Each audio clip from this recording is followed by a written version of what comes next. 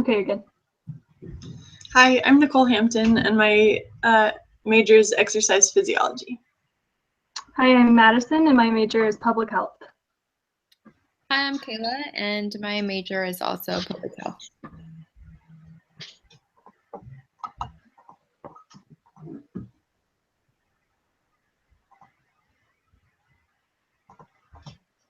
Our presentation today is on mononucleosis. The etiology of mononucleosis. It is often referred as the kissing disease or mono. It is considered a virus. Mononucleosis is caused by the Epstein-Barr virus, and it was discovered in 1964 by Michael Anthony Epstein and Yvonne Barr. Michael Anthony Epstein was a pathologist and an expert in electron microscopist, and Yvonne Barr was actually a student. She was getting her PhD while she and him discovered the virus from a specimen sent from Uganda. So that's an interesting fact. Next slide. It is a member of the human herpes virus 4 family. The morphology is enveloped, and the viral genome is double-stranded DNA.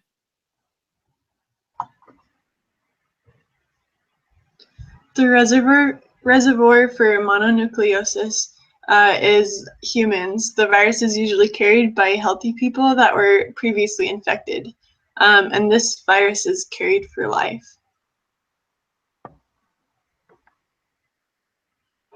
So the signs of mononucleosis include fever, swollen lymph nodes that are usually in the neck or in the armpits, swollen tonsils, a skin rash, and a soft or a swollen spleen. It will also include a positive blood test that is looking for the Epstein-Barr virus.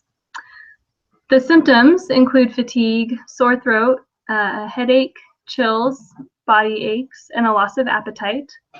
And you don't always start showing signs and symptoms right away. It can take up to months before you start seeing the signs and symptoms. When you have mono, you probably won't have all of the symptoms. You'll probably just have a combination of a few of them. And the most common symptom associated with mono is fatigue. The virus that causes mono is found in the saliva, mucus, and tears of those who are infected. So you can ingesting or coming into close contact with their saliva, mucus, and tears. This can occur through kissing, sharing food, and sometimes just drinking out of a water fountain. It is very contagious. Someone with mono is contagious before they start having symptoms, and they stay contagious for many months after their symptoms go away. So a lot of people will be spreading the virus without even knowing that they have mono because they haven't shown any symptoms yet. So testing for mono. I work in a medical laboratory called ARUP. There we do all kinds of medical testing on all different specimens or sample types.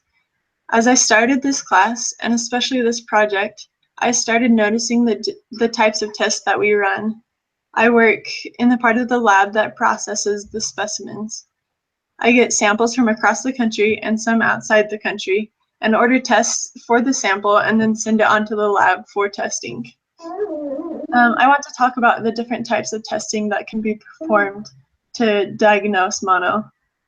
So diagnosis could be based on symptoms, the finding of atypical lymphocytes, which are the earliest signs of infection, but disappear with the resolution of the disease. The presence of lymphocytosis, which is mononuclear cells constituting of 60 to 70% of the white blood cell count with 30% of atypical lymphocytes, or heterophile antibody and antibody with viral antigens. Heterophile antibodies result from the nonspecific mitogen-like activation of B cells of EBV and the production of the wide variety of antibodies. The heterophile antibody response can usually be detected within the first week of the illness and lasts as long as months. Heterophile antibody testing is excellent in adults, but not as reliable in children. Monostat is a widely used test for the detection of the heterophile antibody.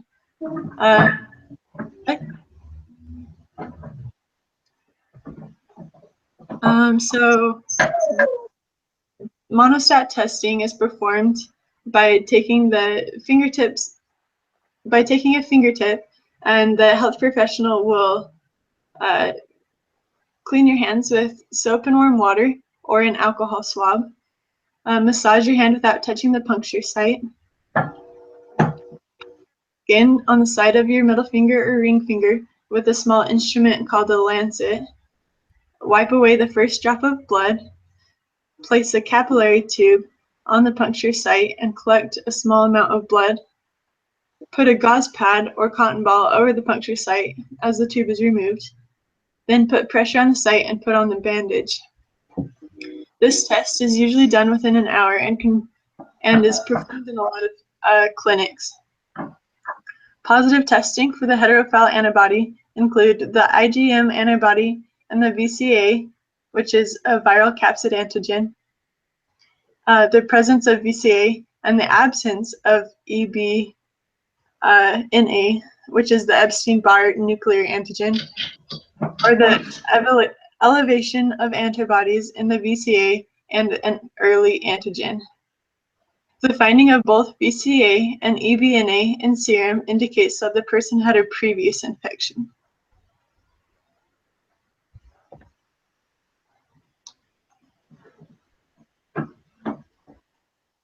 Treatment and prevention.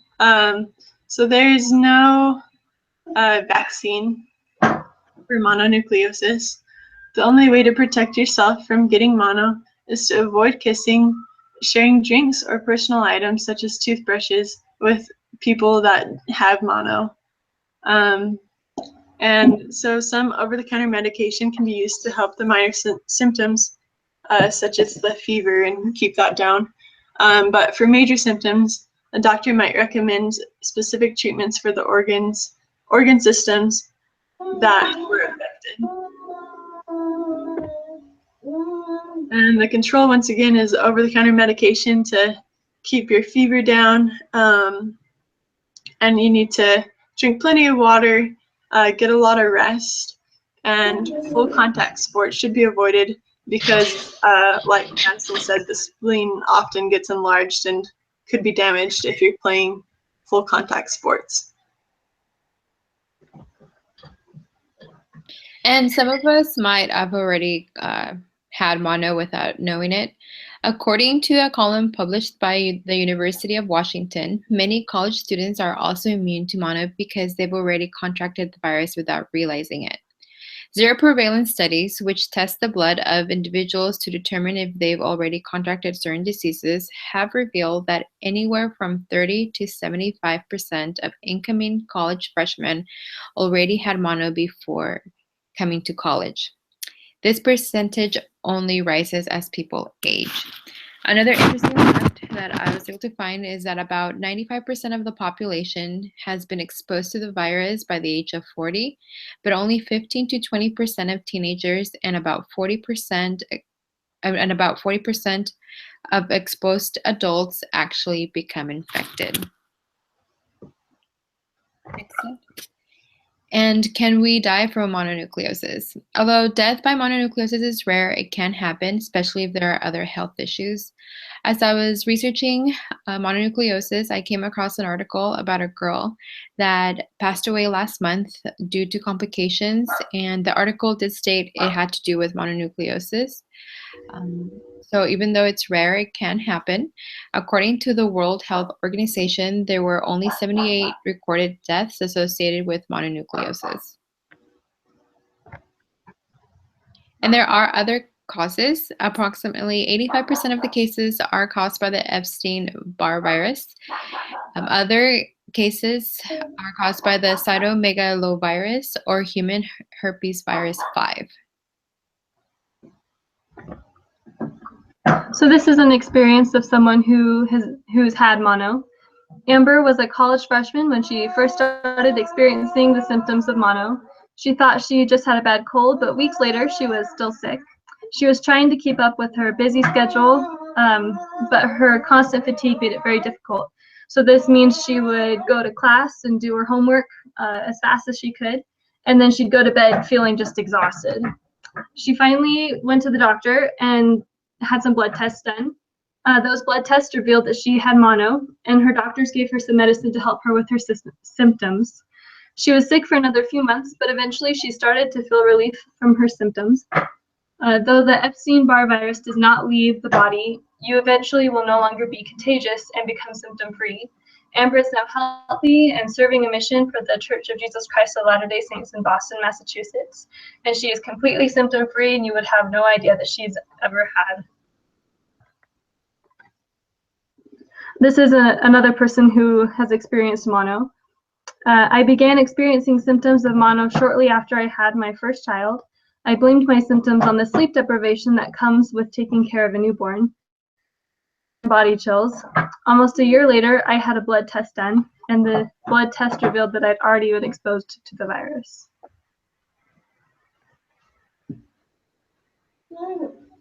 So this is another experience with mono.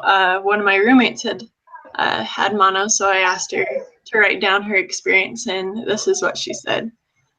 A couple of days after kissing someone, I noticed a serious sore throat and some fatigue. I could feel that my lymph nodes were incredibly swollen, and that was just hoping to pass the illness off by just getting some rest. One night I was making dinner for myself, and while I was on my way to eat on the couch, I put my dinner on the counter and laid down on the kitchen floor and fell asleep right there. The next day, I decided to lay down on the, The next day, I decided to see the clinic and was just hoping it was strep so I could take some antibiotics and get better soon. The strep test came back negative, and the doctor recommended a mono test. Unfortunately, that came back positive, and he gave me some antibiotics and told me to rest and drink liquids. After a few weeks, I was able to get back to my normal routine without any issues. These are our works cited.